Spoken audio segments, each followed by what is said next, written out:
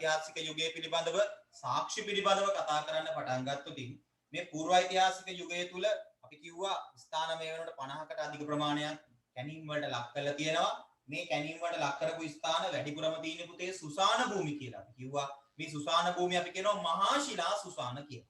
හරිද? ඒතර මහා ශිලා සුසාන කියන්නේ පුතේ විශාල ගල් කුට්ටි එකට එකතු කරලා මිනි පෙට්ටියක් වගේ ලොකුවට හදපු සුසාන වලට තමයි අපි කියන්නේ මහා ශිලා සුසාන කියලා අපි කතා කරන්නේ. හරි. එතකොට සිග්නල් වල පොඩි අවුලක් වෙනවා නම් මම දැන් මේක රෙකෝඩින් වලට දැම්ම පුතේ. ඒ අවුල දින කට්ටිය කියන්නේ. ඒතර නෝට් එකේ දෙනකොට යම් ගැටලු තැන් ආවොත් ඔයාලට මේ මම රෙකෝඩින් එකේ වන්නම්. ඒතර YouTube channel එකටත් දාන්නම් මේ රෙකෝඩින් එක මේ විදිහටම.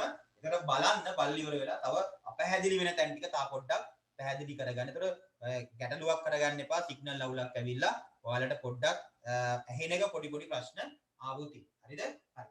දැන් ආයෙ අපි කතා කරගෙන යමු පුතේ. එතකොට ස්ක්‍රීන් එක නැවත මම පොඩ්ඩක් ෂෙයා කරලා ඔයාලට පෙන්නන්නම් මේ පූර්වඓතිහාසික යුගය පිළිබඳව ගත්තාම මේ පූර්වඓතිහාසික යුගය තුල මූලිකවම ගත්තොත් මොනවද අපිට පූර්වඓතිහාසික යුගය තුල මෙතනදී කතා කරන්න තියෙන්නේ.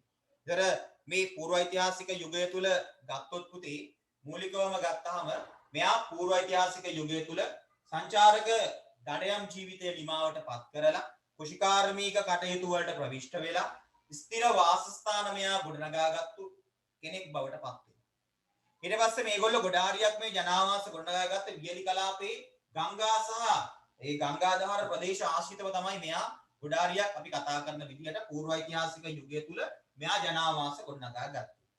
ඊළඟට සමහර වෙලාවල් වලට කඳුකර ප්‍රදේශ ආශ්‍රිතවත් මේ පූර්වඓතිහාසික යුගය තුල අපි කියපු තේ සමරගමුව සහ ඌව පළාතේ කියලා. ඒතර මේ ප්‍රදේශවල කඳුකර ප්‍රදේශවලත් මෙයාලා මේ ජනාවාස මේගොල්ලෝ නිවාස හදාගෙන තියෙනවා. ඊළඟට ක්‍රිස්තුපූර්ව 900 විතර අනුරාධපුරයේ තිබුණු පූර්වඓතිහාසික ජනාවාස ප්‍රමාණයක් කැණීමකට ලක් කරනවා. ඒ ප්‍රමාණය ගත්තොත් හෙක්ටයාර 10ක විතර ප්‍රදේශයක් තුල මේ පූර්වඓතිහාසික යුගය තුල ජනාවාස ව්‍යාප්ත වෙලා පැවතුණා කියලා නිගමනය කරනවා.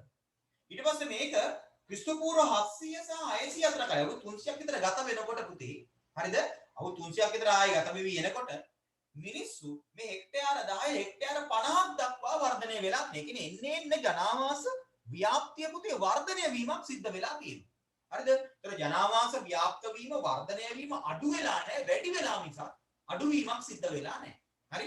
එතකොට හෙක්ටයාර දැන් ක්‍රිස්තුපූර්ව 900 දී හරිද? ක්‍රිස්තුපූර්ව 900 දී හෙක්ටයාර 10කට සීමා වෙච්ච මේ අපි කතා කරන මේ ජනාවාස ව්‍යාප්ත වීම ක්‍රිස්තුපූර්ව 700 600 වගේ කාලෙ වෙනකොට ජනාවාස ව්‍යාප්තිය හෙක්ටයාර 50ක විතර භූමි ප්‍රදේශයක් දක්වා ව්‍යාප්ත වෙලා තියෙනවා. හරිද?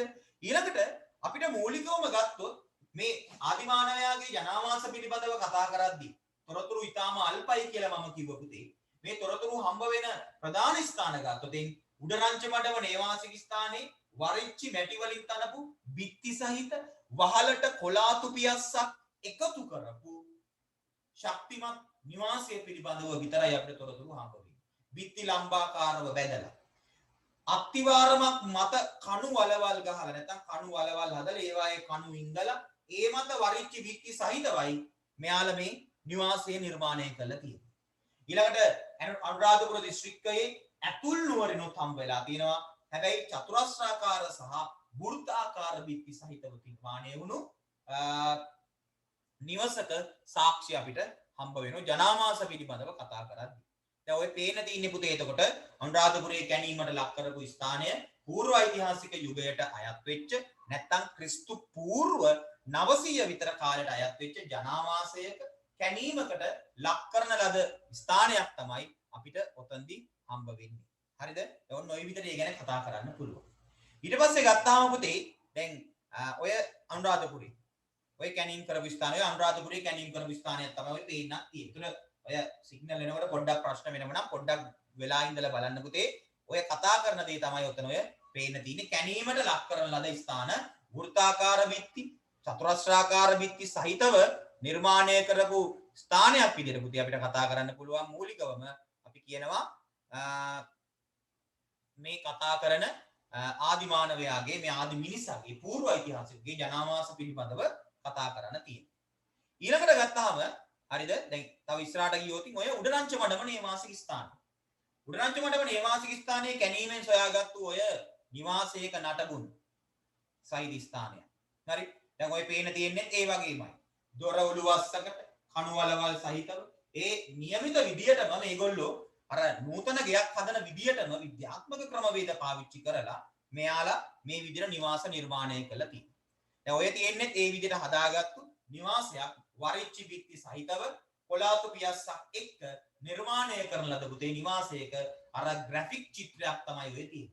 ඒතර බලා ගන්න පුළුවන් ඔතන එතකොට බලන් තියෙනවා. ඊට පස්සේ ආයුධ ටික තියෙනවා. උදැල්ල කැත්ත ඊට පස්සේ ගොවිතැන් කටයුතු වලට යා සූදානම් වෙන හැටි, ගෘහාශ්‍රිතව සත්තු ඇති කරන හැටි, බල්ලෙක් ඉන්න උතර පේන තියෙනවා. හරි. පැත්තක කලයක් තියලා තියෙනවා. එහා පැත්තෙන් මැස්සක අපි කියනවා වලන් මැස්සක් තියෙනවා. ඒතර මේ විදියට පූර්ව ඓතිහාසික යුගය තුල අපි මේ කතා කරන ආදි මිනිසගේ ලොකු දියුණුවක් මේ කාලය තුල සිද්ධ වෙලා තියෙනවා. හරි. ඔන්න ওই දේවල් පිළිබඳව තමයි පුතේ මට ඔයාලත් එක්ක එතකොට ඔතනින් කතා කරන්න උවමනාව තිබුණේ. හරි.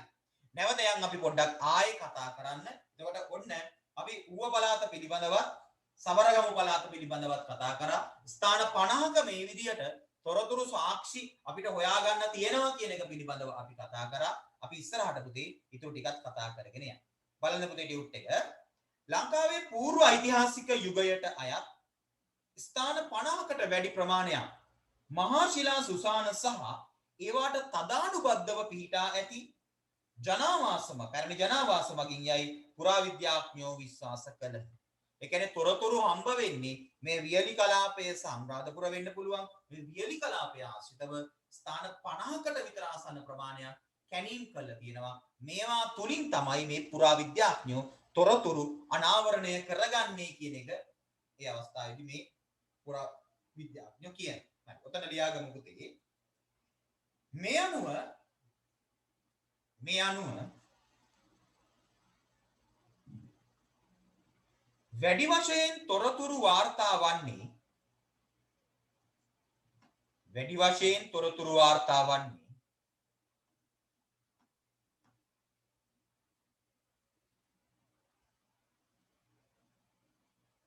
මහා ශිලා සුසාන වලින් වන අතර මහා ශිලා සුසාන තුලින් වන අතර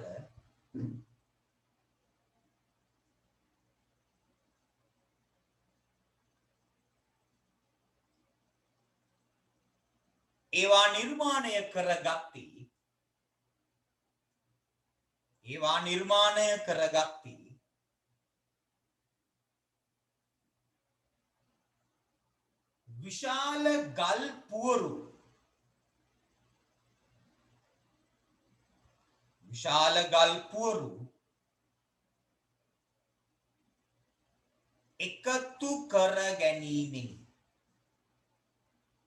විශාල ගල් පුවරු එකතු කර ගැනීමෙනි.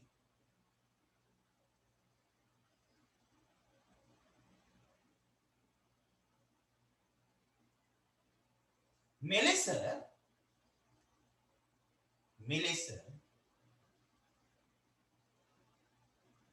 විශාල ගල් පුවරු සහිතව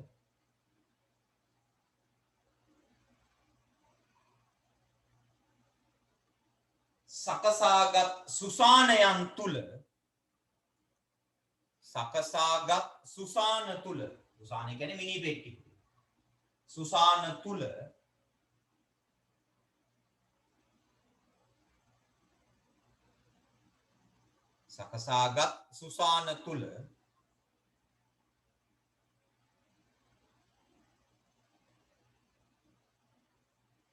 මිනිස්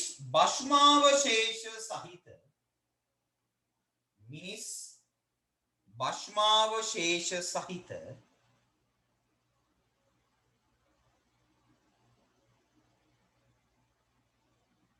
මැටි භාජනයන්ද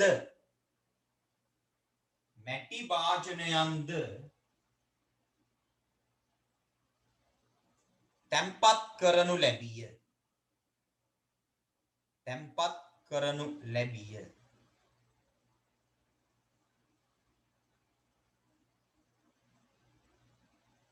එවැනි මහා ශිලා සුසාන වලට අදාළ එවැනි මහා ශිලා සුසාන වලට අදාළ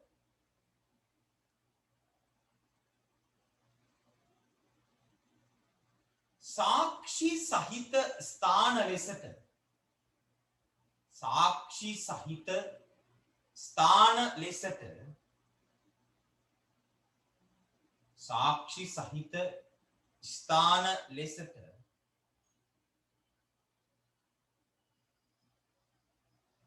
ඉතින් පාට පෑනකින් ලියා ගන්න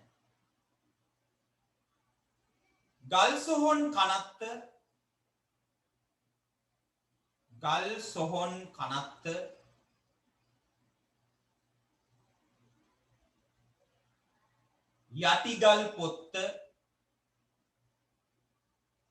යටිගල් පොත්ත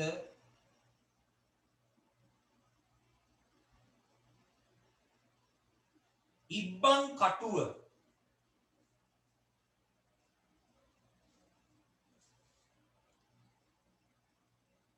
සාමාන්‍ය පෑනේ පුටේ ආදී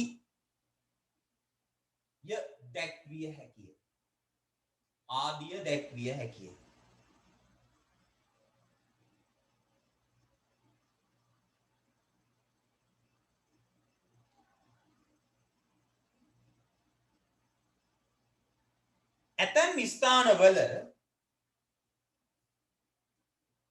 ඇතැම් ස්ථානවල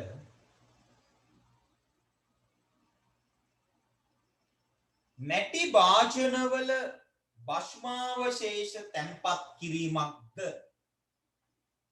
මැටි භාජනවල භස්මාවශේෂ තැන්පත් කිරීමක්ද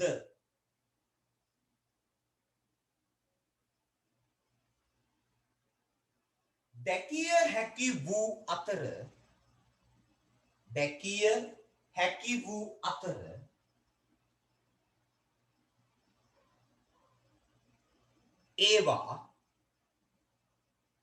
ඒවා පාට පෑනකින් පුතේ කුම්බීය නිකන්න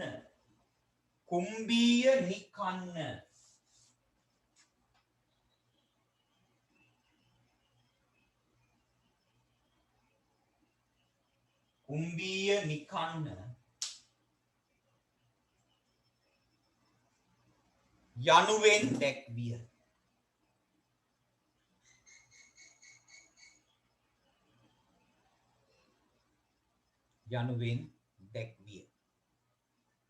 හරි.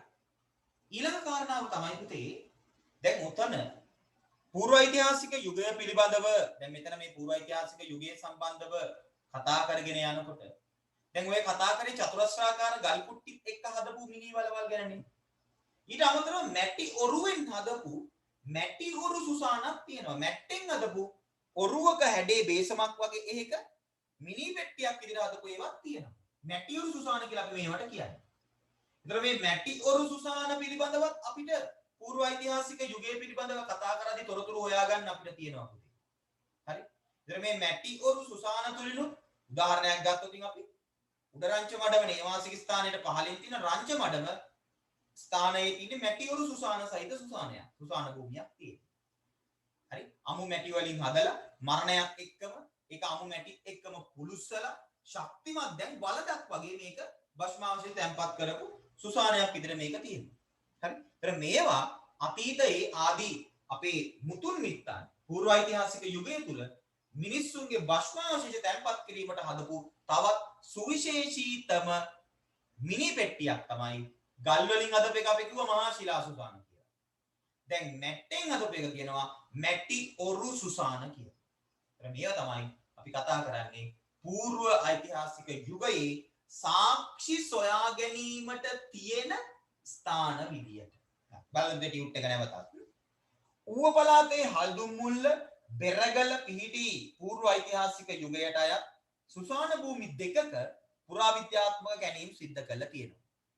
මෙහිදී සොයාගත් දෑ අතර ලියන්න පුතේ මෙහිදී සොයාගත් දෑ අතර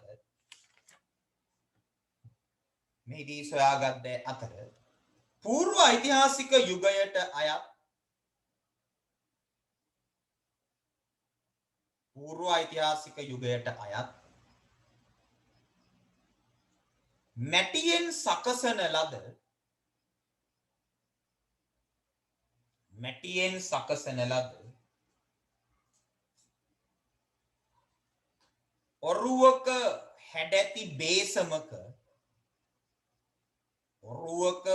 හැඩැති බේසමක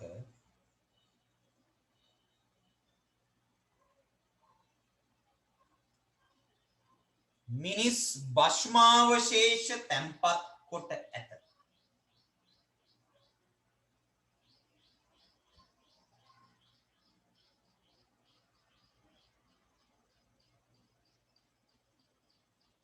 අමු මැටියෙන් තැනූ මෙම මැටි ඔරුව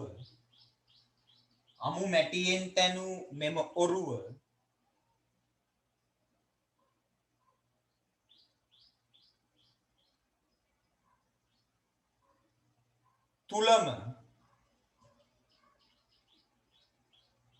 මලසිරුරු ආදාහනය කර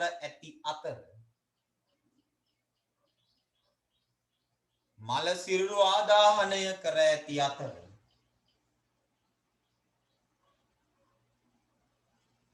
ඒ මත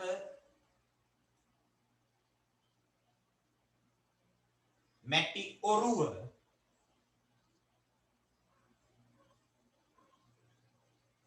දිගු කලක් පැවතිය හැකි වන පරිදි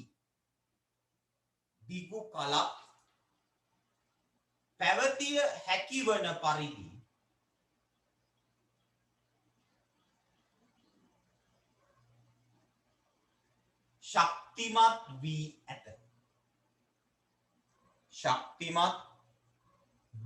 ඇත. හරි.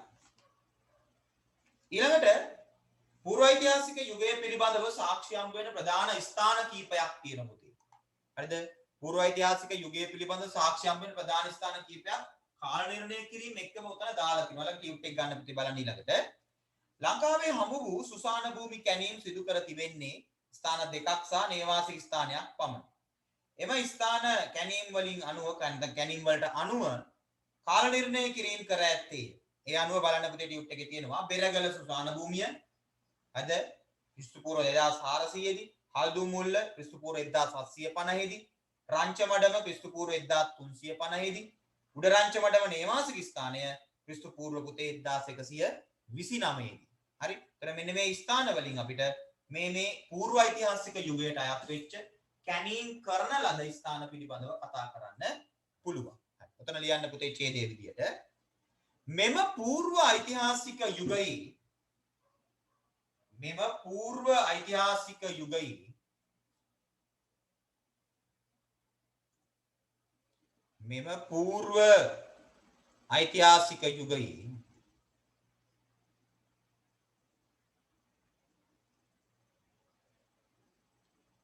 කරන ලද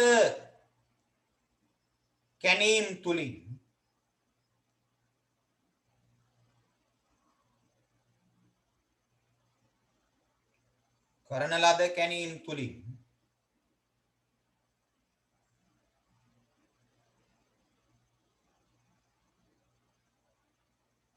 මූලිකවම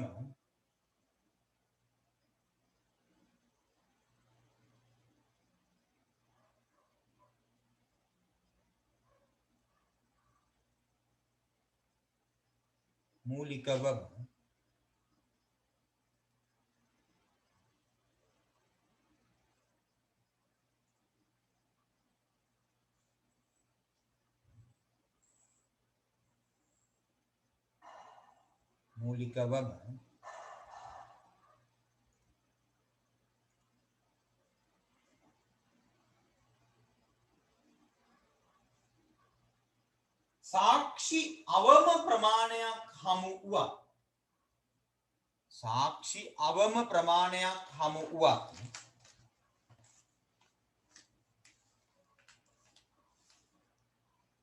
එම ප්‍රදේශ ඔස්සේ එම කැණීම් ඔස්සේ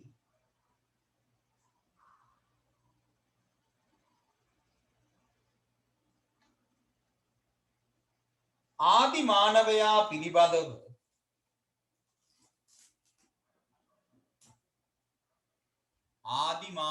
පිළිබඳව ආදි මිනිසා මාන යන්නපත් ආදි මිනිසා පිළිබඳව යම්තා දුරකට තොරතුරු යම්තා දුරකට තොරතුරු උකහා ගත හැකි නැත්නම් ලබා ගත හැකිය යම්තා දුරකට තොරතුරු ලබා ගත හැකිය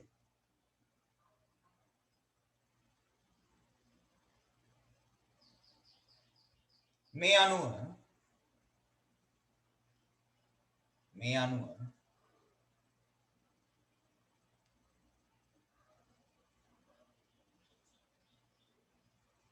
සුසාන භූමි විවිධ වර්ග වලින් යුතු වන අතර සුසාන භූමි විවිධ වර්ග වලින් යුතු වන අතර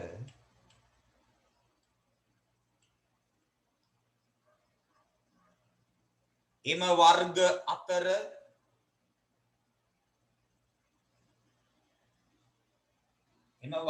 අතර පාට පෑනකින් පුතේ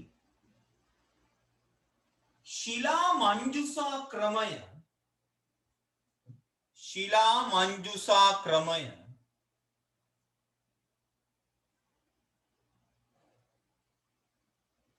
බරණී ක්‍රමය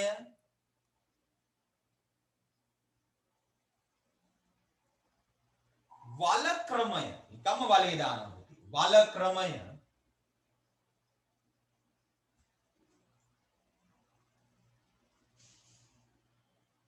මැටි ඔරු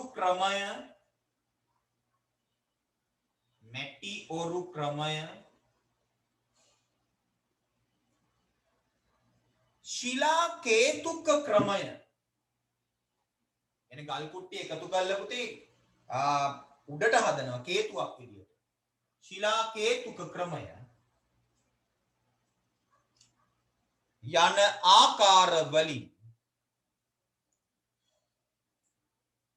යන ආකාර වලින් යුක්ත විය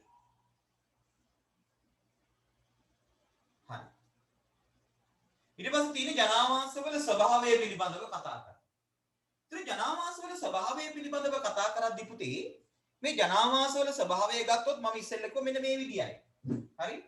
මේ ආකාරයේ කියන්නේ ශක්තිමත් වරිච්චි බිත්ති සහිතව කොලාතු පියස්සක් උඩින් දාලා මේ විදියට කොලාතු පියස්සක් එක්ක ශක්තිමත්ව පාදමක් සහිතව අත්තිවාරමක් හදලා තියෙනවා. හරිද? ඒතර මේ අත්තිවාරම මත කොලාතු පියස්සක් එක්ක ශක්තිමත් ලෙස මේ ගෘහය නිර්මාණය කරගෙන තියෙනවා. ඒතර ඒක පිළිබඳ දැනුමත් මේ අපේ ආදි මුතුන් මිත්තන්ට තියලා තියෙනවා පුතේ. අත්තිවාරමක් මත ඇයි ගයක් හදන්නේ? ගේ ගිලා බහින එක නතර කරගන්න. බිත්ති ලම්පකව බැඳලා තියෙනවා. ඒතර ඇයි බිත්ති ලම්පකව බඳින්නේ? බිත්ති ඇල වෙලා පොඩ්ඩක් හරි බැන්දොත් බිත්තිය කඩාගෙන වැටෙනවා. හරි? වහලක් ගැවුවට පස්සේ වහලේ බරට බිත්තිය ගලවගෙන වැටෙනවා. ඒකයිද බිත්ති ලම්පකව බැඳා. අත්තිවාරමක් මත ගිලා බයින් එක නතර කරගන්න බිත්ති බැඳා. හරි? ඒවර ඔය විදියට අපේ අයගේ එන්න තාක්ෂණික සහ ශිල්පීය දැනුම මේ පූර්ව ඓතිහාසික යුගයේදී නිවාස තාක්ෂණය තුළින් බලා ගන්න පුළුවන්. ඒතර මේ උඩරංච මඩම නේවාසික ස්ථානයේ අපිට හම්බ වෙන්නේ පුතේ ක්‍රිස්තු වර්ෂ 2009. 2009 තමයි මේක කැණීමකට ලක් කරලා මෙතන නේවාසික ස්ථානයක් තිබුණා කියලා තොරතුරු ගවේෂණය කළා හොයාගන්න. හරි? ඒතර මේ හොයාගත්තු එක සාමාන්‍යයෙන් ගත්තොත් පුතේ අපි කියනවා මීටර 10.2ක් ඒ වගේම මීටර 6.8ක් විතර දිග සහ පළලෙන් යුක්ත වෙච්ච නිවාසයක් තමයි මේ තියෙන්නේ. හරි? ඒතර මේක චතුරස්‍රාකාර හැඩයෙන් යුක්ත වෙච්ච එකක්. මේකේ තොර 10.2යි 6.8යි මීටර. හරි? ප්‍රමාණයෙන් යුක්ත වෙච්ච නිවාසයක් තමයි ඔය කියලා තියෙන්නේ. ඒතර මේ වායේ කණු ගිහිල්ලා හරිද? මේ කණු උඩ ඊට පස්සේ වහලක් ගොඩ නැගිලා ඒ විදිහට තමයි නිවාසය නිර්මාණය වෙලා තියෙන්නේ. ආදි මුතුන් මිත්තන්. හරි? එතකොට ගොඩක් වෙලාවට ඉතිරි වෙලා තියෙන ඔය උඩරංච මඩමේ අපි කතා කරන නේවාසික ස්ථානය ගැන විතරයි. මේක හදලා තියෙන්නේ මැටි වලින්. මේවා විනාශ වෙලා ගිහලා. ඒතකොට ඊටත් වඩා සමහර දියුණු තව ඊට වැඩිය හොඳ නිවාස තියෙන්නේ නැති. ඒ තිබුණු නිවාසත් විනාශ වෙලා ගිහිල්ලා ඉතිරි වෙලා තියෙන්නේ මේ උඩරංච මඩමේ නේවාසික ස්ථානය විතරයි අපිට කතා කරන්නේ. හරි. බලන්න පුතේ ජනාවාසවල ස්වභාවය කියන කොටස ටියුට් එකේ බලන්න. දඩයම් යුගයෙන් අනතුරුව ගමන්ගත් ජීවිතයේ නිමාවට පත්කොට ස්ථිර ජනාවාස සහ වාසස්ථාන නිර්මාණය කර ගැනීම මෙම යුගයේදී සිදු විය. ස්ථිර ජනාවාස යනු පාදමක් සහිතව නිර්මාණය කරන ලද නිවෙස්ය. මේ උඩරංච මඩම නම් ගම්මානයෙන් සොයාගත් අතර ඒ 2009 වසරේදී එම නිවස නූතනයේ සාමාන්‍ය නිවසක් සකසන ආකාරයෙන්ම සකසා තිබුණා. හරි. ඔතන පොඩි කාකපාදයක් දාලා පොඩි චුට්ටක් ලියා ගන්න පුතේ. මෙම නිවාසය එතට ලියා ගන්න පුතේ පොඩ්ඩක්. ඉඩ නැහැ. නමුත් චුට්ටක් එතන ලියා ගන්න මෙම නිවාසය චතුරස්‍රාකාර හැඩයකින් යුතු වූ අතර චතුරස්‍රාකාර හැඩයෙන් යුතු වූ අතර මීටර් 10.2ක් මීටර් 10.2ක් මීටර් 6.8ක් දිග පළලකින් යුක්ත විය. දිග 10.2යි 6.8යි පළල දිග පළලකින් යුක්ත විය.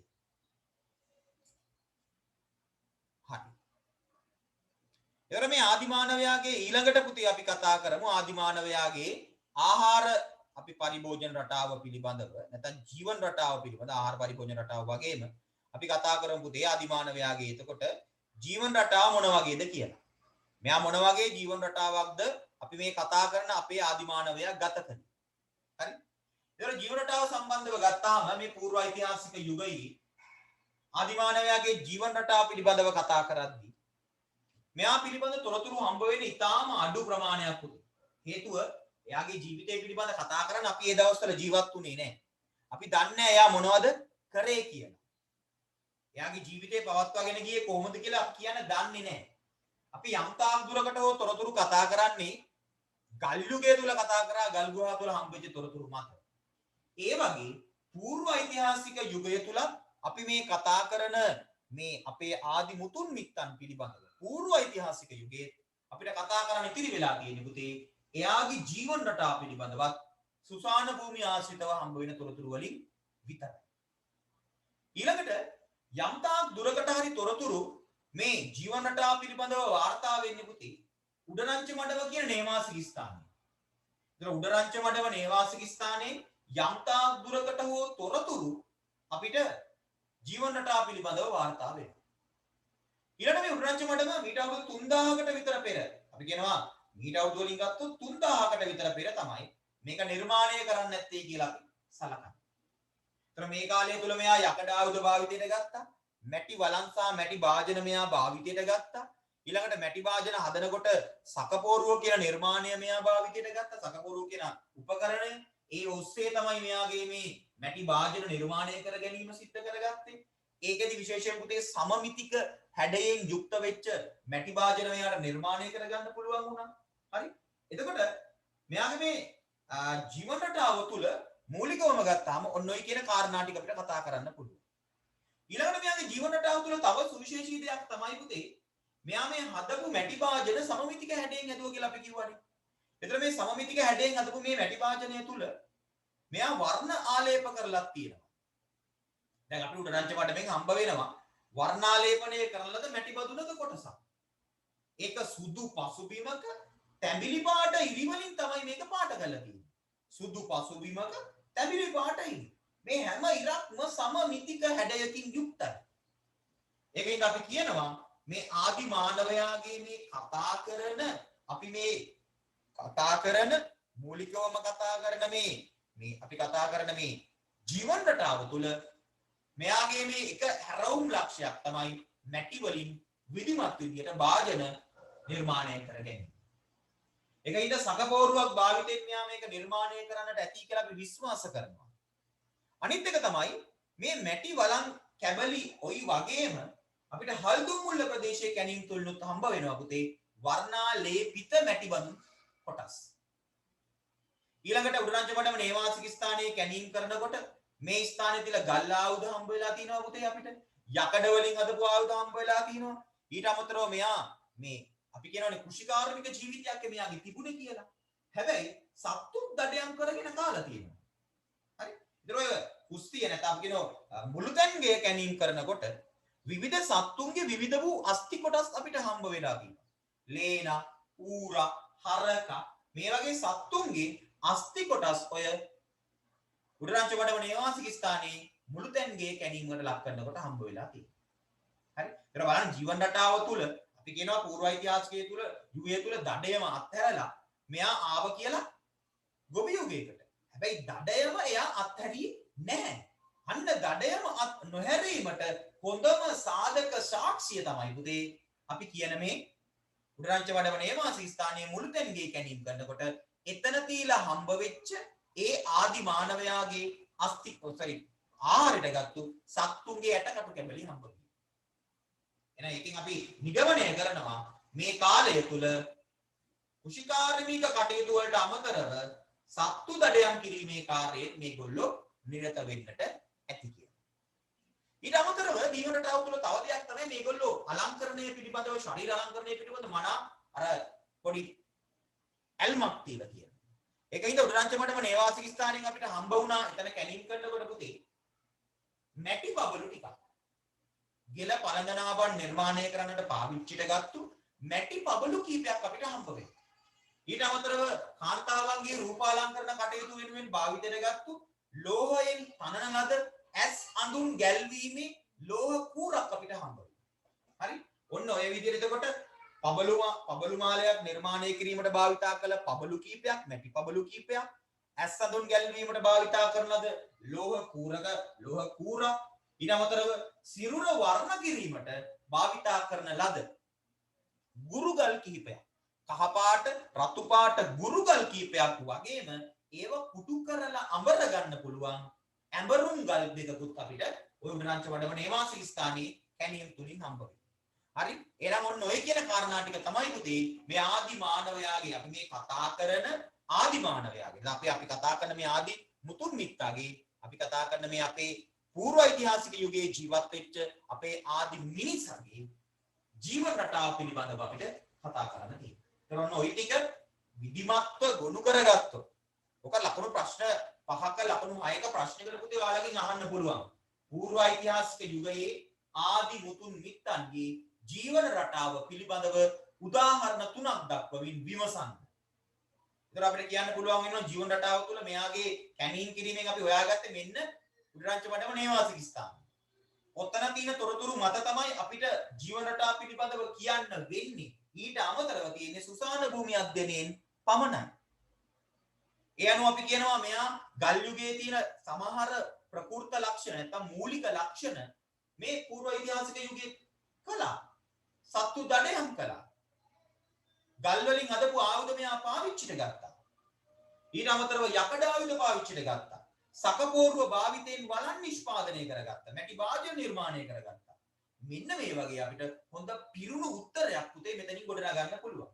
හරිනේ? එහෙනම් දැන් දරුවන්ට පැහැදිලි ඇති පූර්ව ඓතිහාසික යුගය තුල අර ගල් යුගයේ හා සමාන විදියටම ජීවන රටාව පිළිබඳව තීන සාධක මත හෝ නැත්නම් තීන සාධක මත හරි අපි ගොඩනගනවා පුතේ පූර්ව ඓතිහාසික යුගයේ ජීවන රටාව පිළිබඳව. අපිට එතනින් එහාට වෙන කතා කරන්න ලොකු ඉතිහාසයක් හදන්න බෑ.